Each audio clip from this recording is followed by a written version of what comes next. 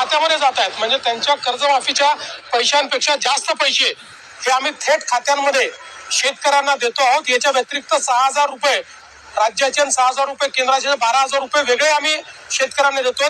इन्शुरन्सचे पैसे आम्ही वेगळे शेतकऱ्यांना देतो.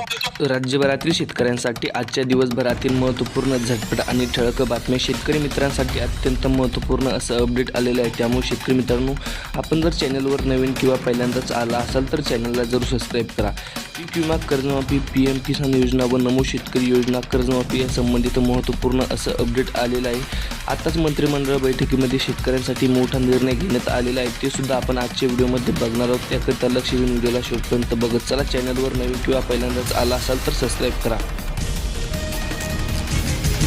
जानेवारी 2026 पासून ते एप्रिल 2026 पर्यंत नुकसानग्रस्त शेतकऱ्यांना तातडीचे पंचनामे करून मदत द्या. मुख्यमंत्री देवेंद्र फडणवीस. 2,95,000 हेक्टर सिंचन क्षमता वाढणार.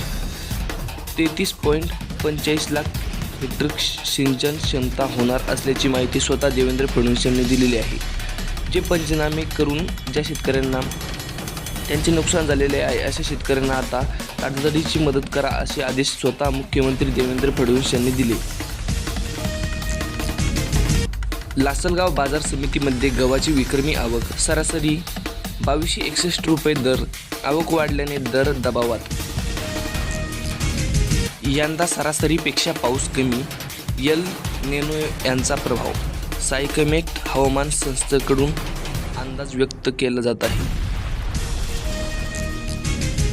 हिंगोली जिल्हा बाजार समितीमध्ये हळदीची 2280 क्विंटल आवक. 13,100 ते 15,300 दरम्यान मिळाला दर. सद्यस्थितीला पाहायला गेलं तर हिंगोलीमध्ये हळदीची आवक वाढल्यामुळे 13,100 ते 15,300 रुपये हळदीला मिळतोय दर.